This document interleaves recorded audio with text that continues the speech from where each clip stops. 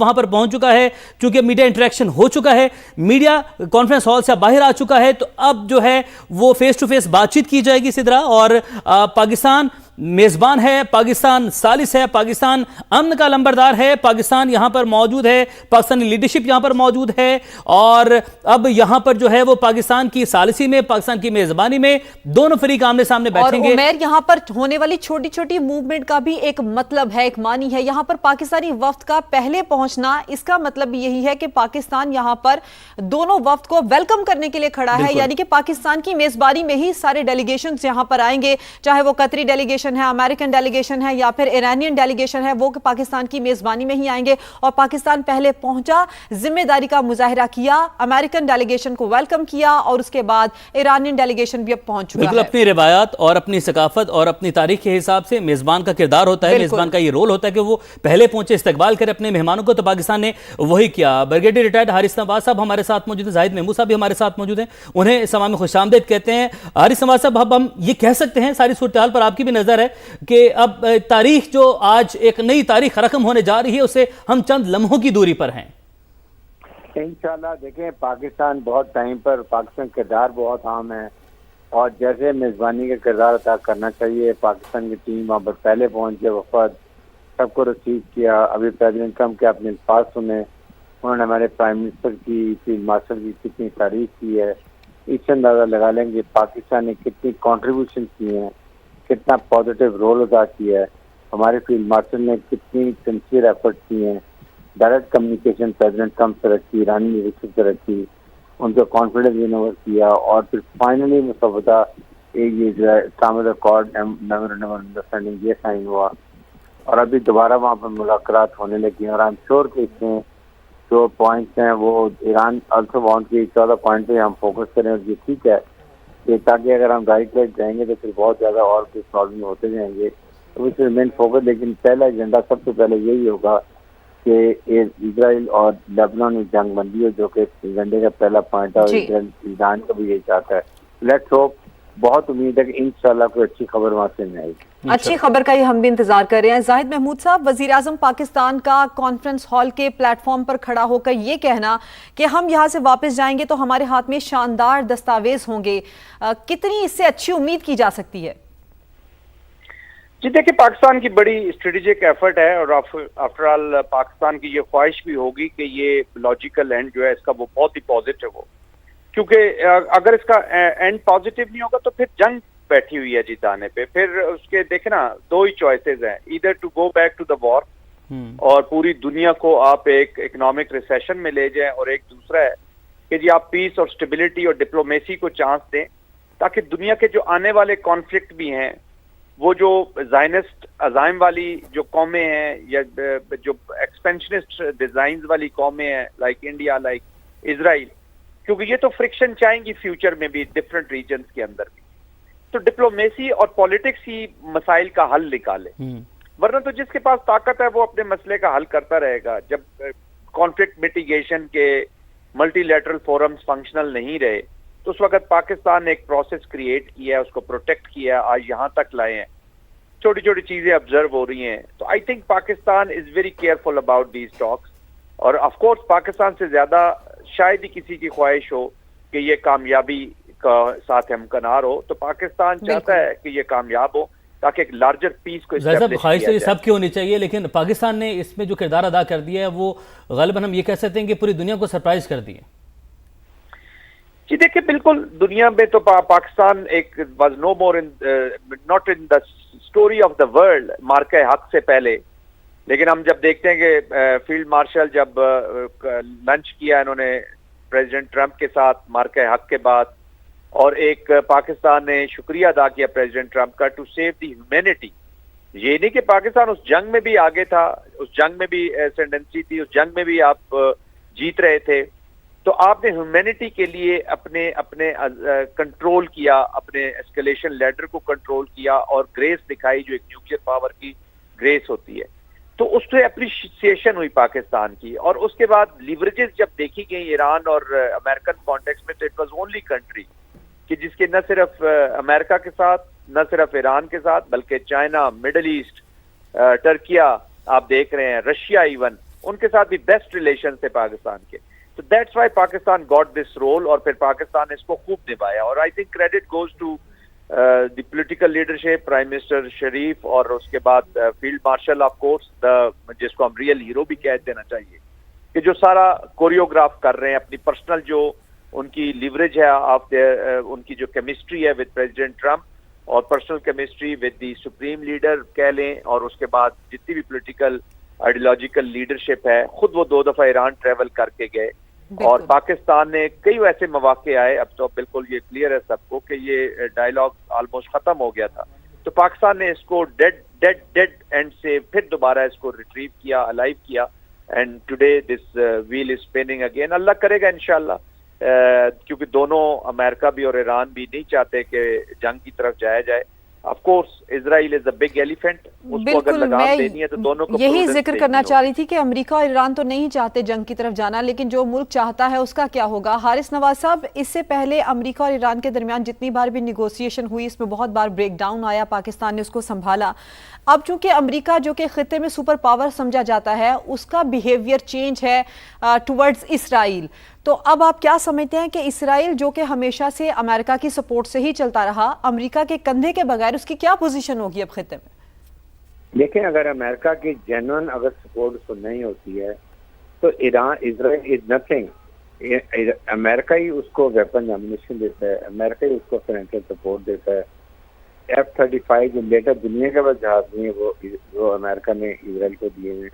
इसलिए मैं ये बात करता हूँ कि इजराइल अमेरिका की मर्जी के बगैर इज नथिंग।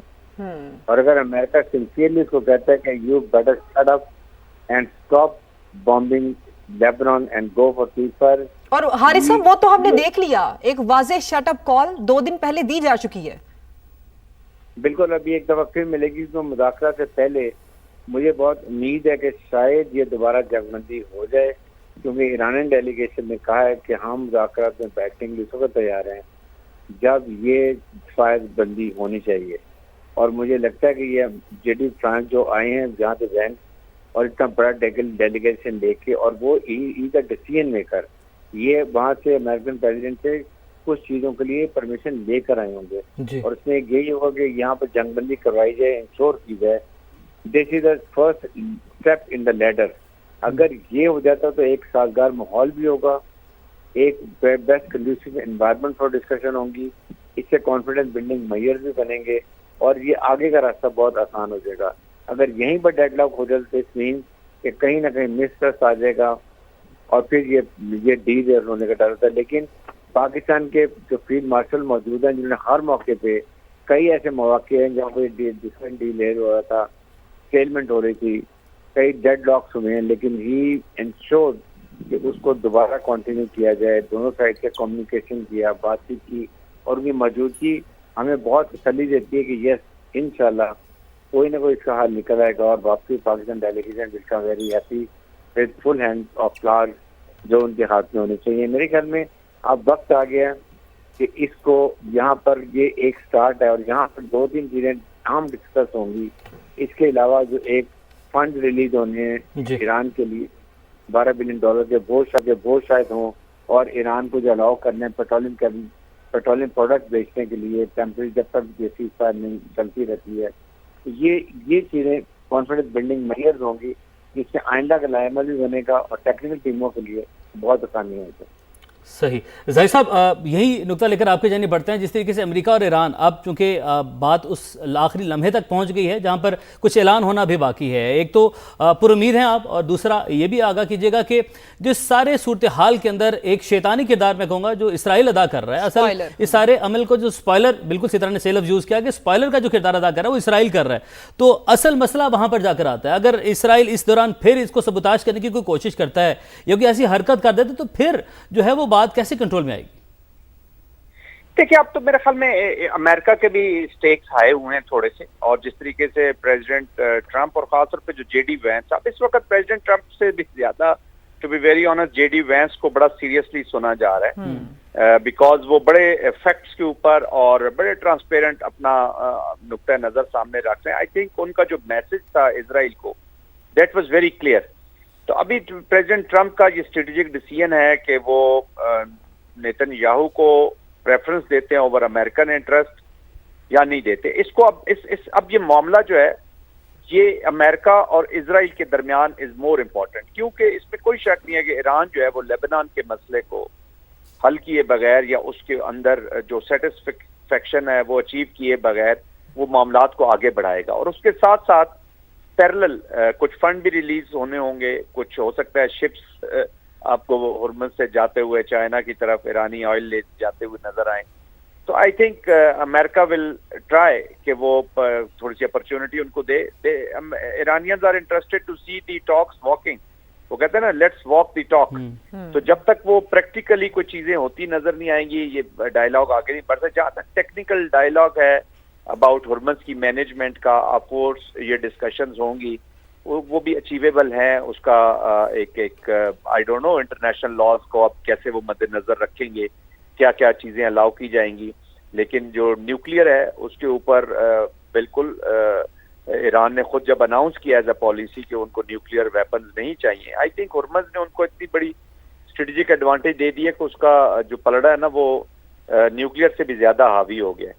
तो आई थिंक वो उसी पे बिल्ट ऑन करने की कोशिश करेंगे। देखिए दोनों इस नतीजे पर पहुंच चुके हैं कि एस्केलेशन की तरफ हमने नहीं जाना, बिल्कुल। और अगर आप एस्केलेशन की तरफ हम जाते हैं तो फिर जो वर्ल्ड वॉर्स के बाद जो नेगोशिएशन के फेलियर्स के बाद वॉर्स हुई, या जो मिसाइल क्राइसिस आपको याद होगा, बड़ा खतरनाक एक मिसाइल क्राइसिस हो चुका था कोल्ड वॉर में 62 में, तो वो नेगोशिएशंस अगर ना होती तो हम कैटास्ट्रोफी की तरफ जाते। लेकिन जाहिर साहब ये दोनों तो इस नतीजे पर पहुंच गए हैं, लेकिन इसराइल नहीं इस नतीजे पर पहुंच रहा, वो बार बार जो है इसराइल को तो मैंने देखे ना अमेरिकन जो कॉन्टेक्स्ट मैंने एस्टेब्लिश किया है, इसराइल को अमेरिकन कैन मोल्ड, वो अपना फिर अभी तो इन्होंने सिर्फ बातचीत हो रही है, फिर उसके बाद जरा इकोनॉमिक सैंक्शंस या इकोनॉमिक सख्ती की तरफ, सप्लाईज की सख्ती की तरफ वो भी जाया जा सकता है। और फिर बिल्कुल अगर यही तो हम जाहिद महमूद साहब आपसे जानना चाह रहे हैं, आपसे यही सवाल करें कि अब सिर्फ बात धमकी तक रुक जाएगी या फिर अमेरिका प्रैक्टिकल ग्राउंड्स पर भी इसराइल को थोड़ी लगाम डालेगा?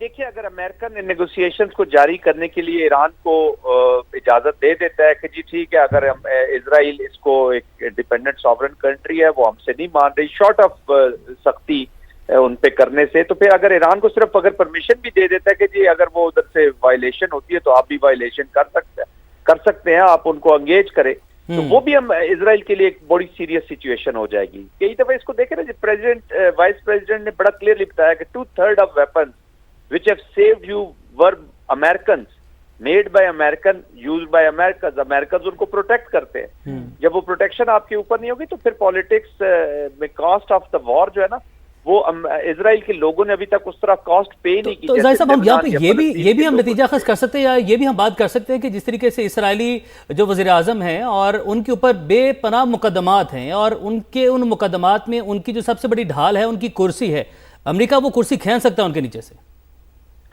बिल्कुल कह सकता है जी। और ऑलरेडी अगर ये वॉर का ये अमन हो जाता है तो उनकी कुर्सी तो वैसे ही वो डावाडोल हुई है, ऑलरेडी इज एट लोएस्ट एब। जो पोल्स भी आ रहे हैं उसमें उनकी शिकस्त सामने है, क्योंकि उन्होंने सारी जिंदगी पॉलिटिक्स ही एंटी ईरान और एंटी न्यूक्लियर की कि जी हमें न्यूक्लियर का खतरा है, ईरान हमें मार देगा। खुद को वो प्राइम मिनिस्टर ऑफ सिक्योरिटी कहते थे। जब न्यूक्लियर का खतरा ही नहीं रहेगा तो उनके पास कोई सौदा बेचने के लिए होगा ही नहीं, उनको परफॉर्म करना पड़ेगा। Performance is zero. वो वॉर मॉन्गरिंग करके, वॉर का खौफ दिलवा के अपने लोगों को कोरिजन करके, इंटिमिडेशन करके कि जी वॉर है, ईरान आपको खत्म कर देगा, उसी पे वो पावर में आते हैं। यही काम मोदी भारत में करते हैं। वो पाकिस्तान का मंत्रा लेकर इलेक्शन लड़ते हैं, वॉर लेकर इलेक्शन लड़ते हैं और वॉर की कंडीशंस क्रिएट करते हैं। तो ये जो एक्सपेंशन डिजाइन वाली सियासत है, दोनों तरफ लिक्विड पार्टी हो या भारतीय जनता पार्टी, एक ही ब्लू बुक है, एक ही बुक को लेकर आगे अगर बढ़ हम रहे हैं। इसको थोड़ा इस सिनेरियो में देखें कि अमेरिका जिस तरह से जंग में कूदा था, अब सिर्फ अकेला अमेरिका इस जंग से निकल जाता है और यहाँ पर ईरान वर्सेस इसराइल वाली सिनेरियो बनती है, तो आपको क्या लगता है कि ईरान इस तरह से अमेरिका को निकलने देगा इस जंग से? देखिए ऐसे जो जनरल परसेप्शंस हैं और रियलिटी के भी बहुत करीब हैं कि अमेरिका की टेसिट अप्रूवल के बगैर ईरान के ऊपर कभी भी इजराइल हमला नहीं कर सकता था। उसको जब गारंटी मिली कि अमेरिकन उसका साथ देंगे तभी उसने, वरना तो 2012 से देखे ना, उसने मुख्तलिफ ऑपरेशन किए। आपने वो गाजा में एप्लीकेशन देखी, लेबनान में देखी, सीरिया में देखी, बहुत एप्लीकेशन हम नेतन्याहू इससे पहले भी 4-5 इंटरवेंशन कर चुके हैं, लेकिन ईरान वाली इंटरवेंशन उन्होंने तब की जब प्रेसिडेंट ट्रंप गारंटीड इनके वो पार्टनर होंगे। वो तो इनकी एप्रिसिएशन गलत हो गई। इजराइल को तो पता था कि क्या होना है, लेकिन अमेरिका को ये पता नहीं, देवर ट्रैक्ड इनटू इट। तो वो ट्रिक करके इनको लाया गया, अंदर वो फंसाया गया उनको, अब उनको निकलने नहीं दे रहे। तो अमेरिका ने अपनी प्रायोरिटी देंगे, अगर वो इसमें से निकल जाते हैं और ईरान के ऊपर कोई कदगन नहीं रहती तो फिर इजराइल के लिए भी बहुत चैलेंजिंग हो जाएगा। They can't take this onslaught. फिर तो जो रीजनल कंट्रीज हैं वो भी इस वार से बाहर हो जाएंगी। तो फिर इजराइल जो है वो ऑलरेडी आइसोलेट हुआ हुआ है, नेबरहुड में उसके किसी के साथ अच्छे ताल्लुकात हैं। तो I think that will be very dangerous phenomena for Israel, जो वो अफोर्ड ही नहीं करते। और जैसा हम ये भी इजराइल को लूज सही साथ रहेगा। तलत हुसैन साहब हमारे साथ मौजूद हैं, उनसे बातचीत करते हैं। तलत साहब, अब चूंकि तकनीकी सतह पर मुज़ाकरात अंदर इस वक्त जारी हैं,